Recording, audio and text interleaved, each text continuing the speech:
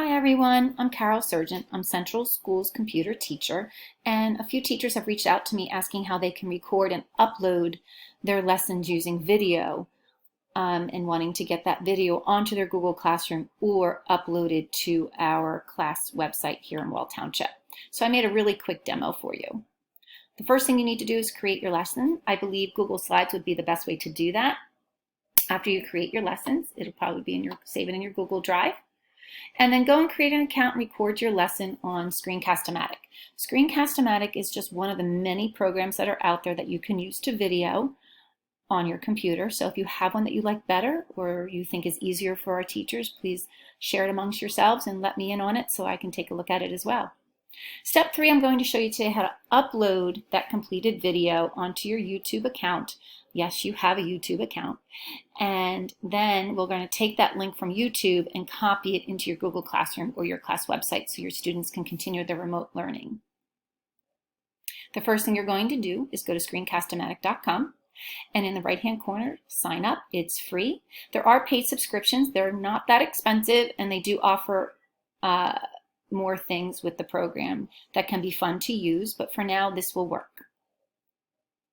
After you sign up, you're going to sign up with your Google account from school. And when you get to that main page, it doesn't look very exciting, but it does do a lot. Double check in the upper right-hand corner that is you. And then right here, just Start Recorder.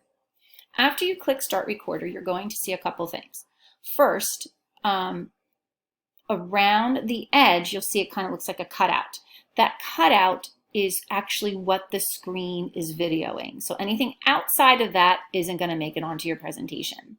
Then if you look here at its toolbar, you can record just the screen, just the webcam, or both. I choose to do both because I want my students to see me and my presentation.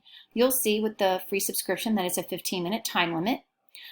There's the size of the screen. The narration has to be turned on your microphone in your computer. And I turned off my computer audio because I don't want my Pandora playing in the background to come on to my presentation. So when you're all set and ready, you can come down here in the corner and hit record. After you hit record, you'll see a couple things. Here's your play button. Here's how long your video's been. So when I was doing this earlier, it was 3 minutes, just over 3 minutes long. Fast forward, rewind. Trash can a couple times. You have to hit the trash can, start over. That's okay. And when you're all done and you think you nailed it, click done. After you click done, they're going to give you a few options, but take a look at what you have in front of you. You do have a play button. Here's your voice narration, and you can click along this timeline at any spot to see what's going on, see what you said. You can edit it or just trash it, redo it, start over. But you can then go ahead, click save your video file to your computer, upload it to your ScreenCast-O-Matic account, or for our purposes today, we're going to upload it to YouTube. In my paid subscription account, I can save it to my Google Drive, keep it there, and then upload to Google from there. But for today, just click on YouTube. YouTube is going to want to talk to ScreenCast-O-Matic and back and forth. And once you click Launch Web Browser here, ScreenCast-O-Matic will automatically save your video to your YouTube account. And depending on the length, you'll see the little bar, the waiting bar comes across your screen. It does take a little while for the download to become complete. But once it's finished, hit allow so that you can make it happen. But once it's finished, it's kind of like magic.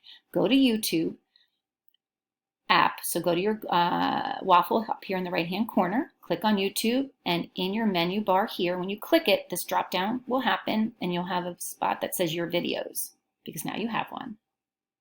And it's like magic. It will just appear here in your YouTube video list.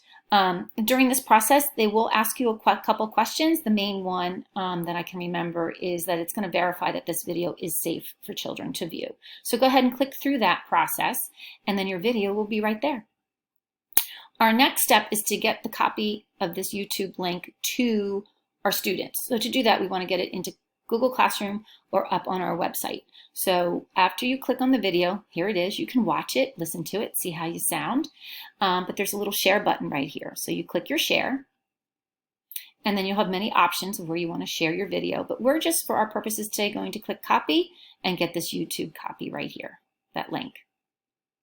Then go to your waffle, open up your Google Classroom, select what classroom you want this video to go in, create an assignment, and at the bottom here, there's a little add paperclip, and there's a YouTube selection. So click YouTube, paste your YouTube link here, click search.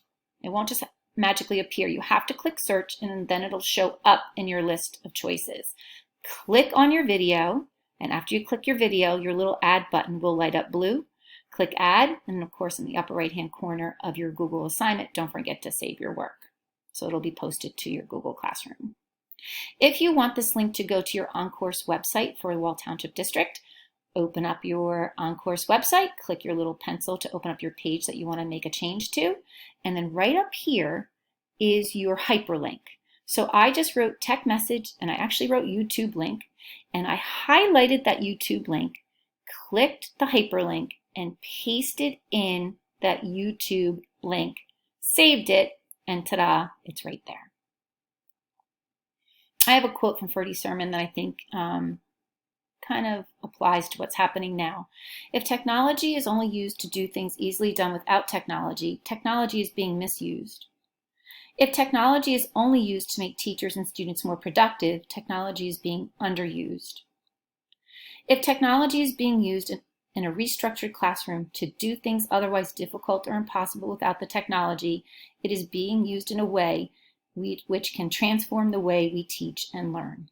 So please know that I'm here for you. If there's any way I can help you to transform the way we are teaching and learning through our remote learning, please reach out. And I hope all goes well. Thank you.